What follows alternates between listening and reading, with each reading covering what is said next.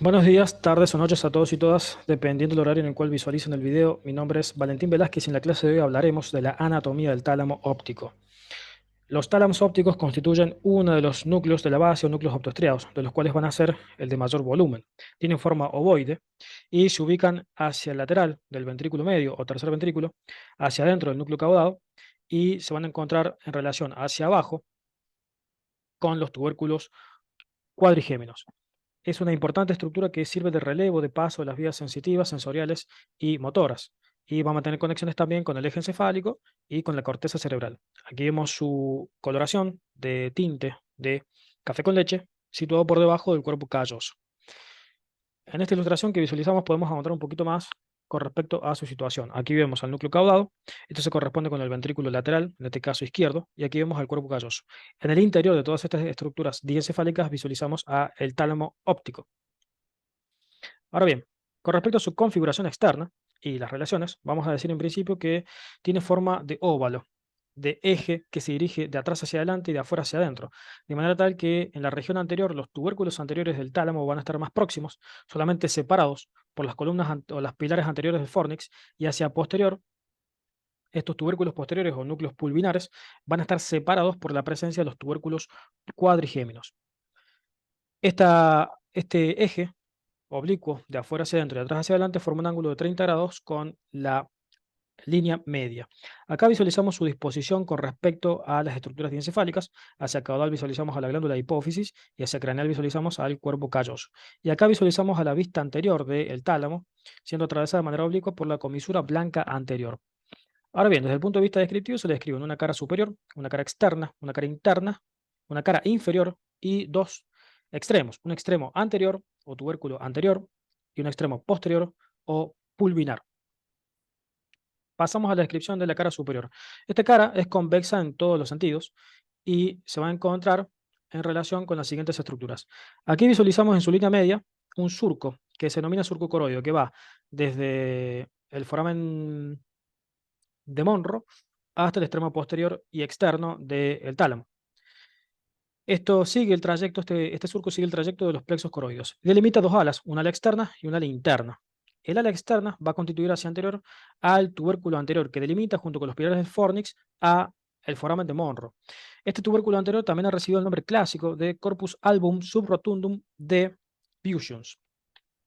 Hacia el lateral, esta ala va a tener un surco que lo separa del núcleo caudado próximo, que se denomina surco optoestriado. El ala interna, en su segmento interno, va a formar una estructura triangular que se denomina triángulo de la avénula. Y este triángulo de la avénula se abulta en su segmento medio para constituir al ganglio de la avénula, que se encuentra en relación con los tubérculos cuadrigéminos y con la glándula epífisis. En esta ilustración cabe destacar que visualizamos a los tálamos, izquierdo, derecho, una vez que ha sido disecada la tela coroidea. Hacia anterior vemos a la comisura blanca anterior y en este sector visualizamos al septum lucidum con su cavidad central. Pasamos ahora a hablar de la cara externa. La cara externa se va a encontrar adherida a la cápsula interna y al núcleo caudado.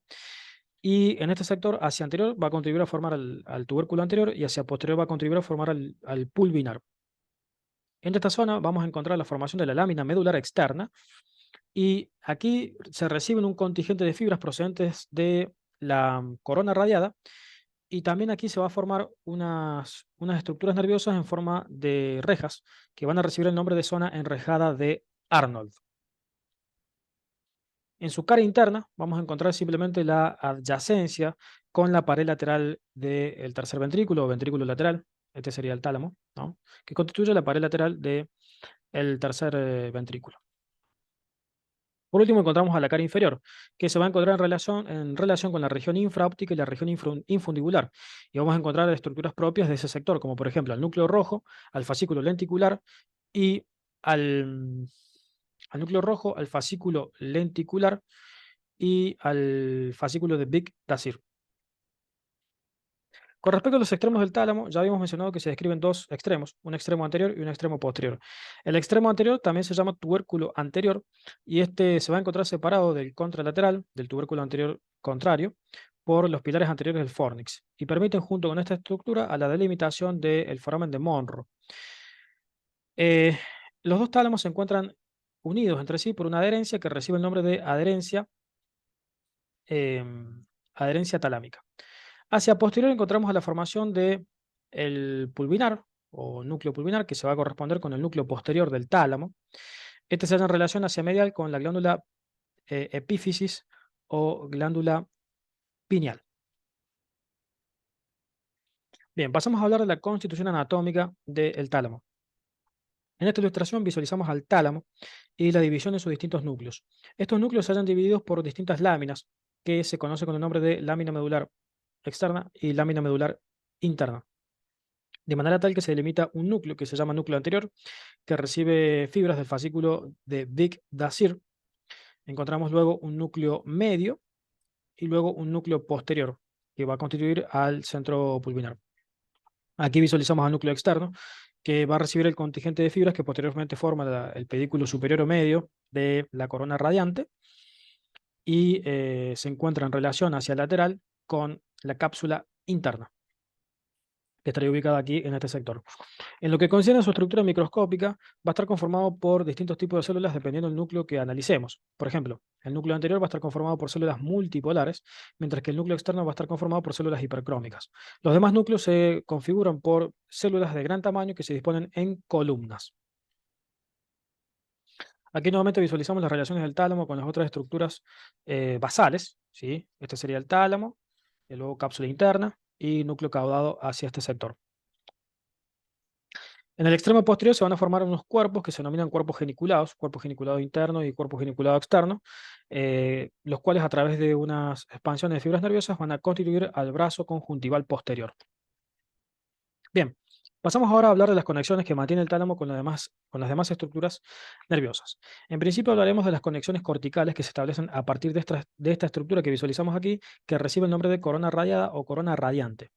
En la corona radiada se describen los siguientes pedículos. Un pedículo anterior que proviene de fibras, o sea, que se va a formar por fibras procedentes del lóbulo frontal y el opérculo rolándico. Un pedículo superior o medio que recibe fibras del lóbulo parietal. Un pedículo posterior que recibe fibras de la región calcarina o visual del lóbulo occipital. Y por último, una región, un pedículo inferoexterno que va a estar formado por dos fascículos. Un fascículo denominado fascículo temporotalámico de Arnold y otro fascículo que va a ser el inferoexterno propiamente dicho. De manera tal que el tálamo tiene conexiones con todas las estructuras corticales. Ahora bien, el tálamo con el eje encefálico va a estar en relación con las siguientes estructuras. Con la cintilla de Rayleigh media, con el fascículo cerebelo rubrotalámico y con el fascículo olivotalámico, ¿sí? El fascículo olivotalámico va a enviar algunas fibras al tálamo y otras fibras a la médula espinal para constituir el núcleo de Hellweg. La cintilla de Rayleigh media se va a formar a la altura de la calota del pedúnculo cerebral superior y luego va a llevar al sector anterior del tálamo. Y por último, las fibras cerebelo-rubrotalámicas se van a constituir en el cerebelo y luego van a formar la cápsula del núcleo rojo. Vamos a tener conexiones con el rinencéfalo, a su vez también con la cintilla olfatoria, a través de la tenia semicirculares y mantiene conexiones también con la región infundibular e infraóptica a partir de los cuerpos de Lewis y a partir de el fascículo lenticular y el núcleo rojo. Bien, esas serían todas las conexiones que mantiene el tálamo con las demás estructuras encefálicas. Bien, pasamos por último a hablar de la vascularización del tálamo. El tálamo se encuentra vascularizado por 5 pedículos. Uno que proviene de la arteria silviana o cerebral media, otro que va a provenir de las arterias coroideas, la coroidea anterior y la coroidea posterior, que va a ser el pedículo coroideo. Dos pedículos que provienen de la comunicante posterior y la cerebral posterior, que van a ser los pedículos em, tálamo, tálamo lenticulares y tálamo geniculados. ¿Sí?